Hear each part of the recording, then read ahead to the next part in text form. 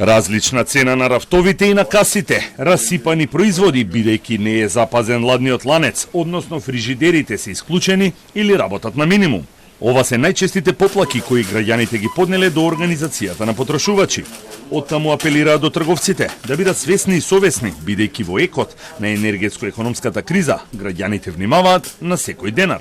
Сами гледаме дека и покрај ограничување на маржата цената се менува и тука имаат проблем веројатно и трговците. Меѓутоа не гледаме никаде да дојдете на каса па да ви наплатат поевтина цена, туку секогаш е покачена, така да во тој домен сметаме дека треба да се многу поуредни, а инспекцијските органи да се исто така на терен во контрола на овие цени, знаат и тие дека тоа се случува. Она што граѓаните може да го направат ако не се работи за некој производ кој вистина им треба.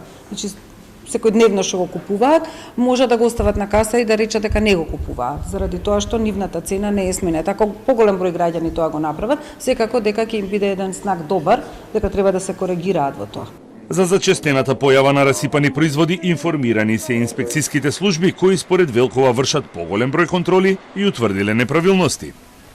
Од Организацијата на потрошувачи го поздравија чекорот на владата за субвенционирање на цената на струјата која ќе ја плаќаат производителите на основни прехранбени продукти и се надеваат дека, како што беше најавено, цените ќе паднат за 10%, што ќе влијае врз семејниот буџет. Доколку тоа не се случи, бараат од Министерството за економија да ги замрзне крајните цени. Ние апелиравме дека треба да се направи плафонирање на цените, односно замрзнување на цените, како сакате. Меѓутоа се тргна со маржата.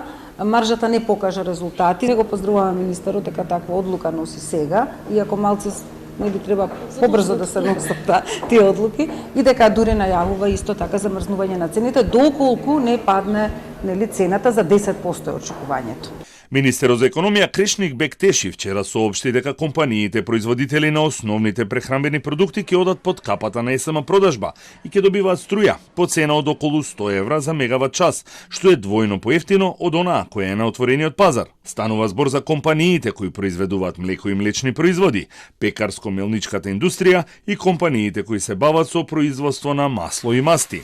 А дополнително се разгледува можноста да се вклучат и компаниите од месната индустрија.